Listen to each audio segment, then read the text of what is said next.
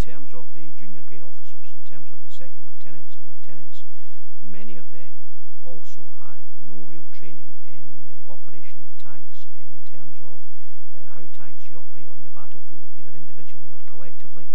And so in terms of crew training, there is a real problem in terms of Soviet armour, really right up until the end of 1942. Despite the inefficiency of Soviet tank crews, Moscow had been saved from occupation, at least for the time being. But north of Moscow, another calamity beckoned. By the end of 1941, Leningrad had become encircled by German forces.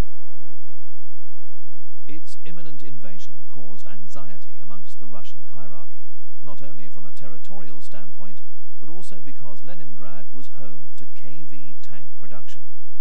For Stalin, it was time to think the unthinkable. In a way, the most dangerous moment for the Russians comes in the autumn and winter of 1941 and early 42, when the tank plants are being moved back into Siberia and into the Urals. And it's not really until the spring of 42 that production picks up again. So how do the Russians survive when they can't actually build tanks for about 6 to 9 months? Russia remained defiant in the face of German adversity. Although he would have to do without a steady stream of new KV tanks, Stalin knew that at some point his factories would still have to produce a surplus to help sustain tank numbers during the break. On top of all this, by mid-1942, the tank's design faults were really beginning to surface. The KV-2, although an awesome sight on the battlefield, was limited in several critical ways. For example, the ball bearings that operated on the turrets actually were not effective at dealing with this kind of gun and the weight of this gun.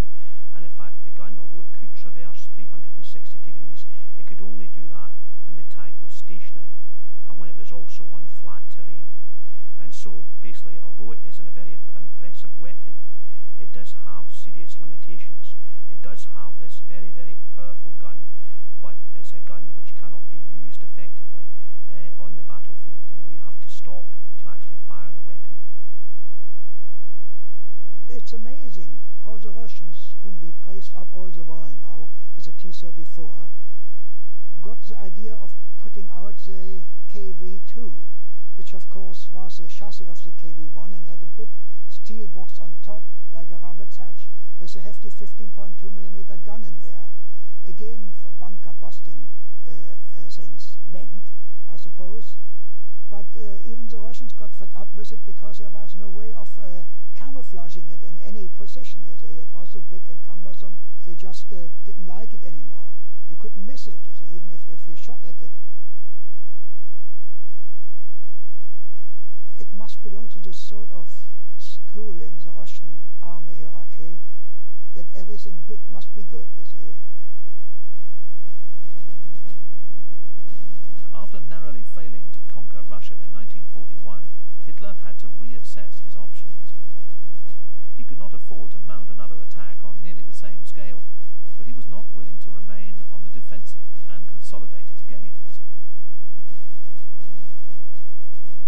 As 1942 wore on, the Red Army began to hit back with a vengeance, inflicting huge defeats on the Germans at Stalingrad and at the gates of the Caucasus. These defeats severely dented the German army's belief in its own invincibility. But the German army was far from beaten.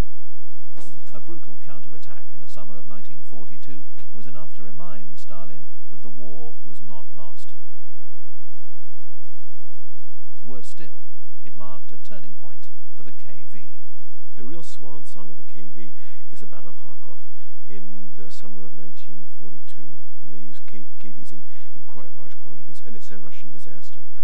And really from that time, I think the Russians realized that the KV is too awkward to be used effectively as a battle tank. One of the problems with the KV is it's quite slow. It's also a very heavy tank. So, it may seem like an obvious problem, but you can't get through a bridge with a 45-ton tank. You'll destroy the bridge as you go over it. And it's very hard to operate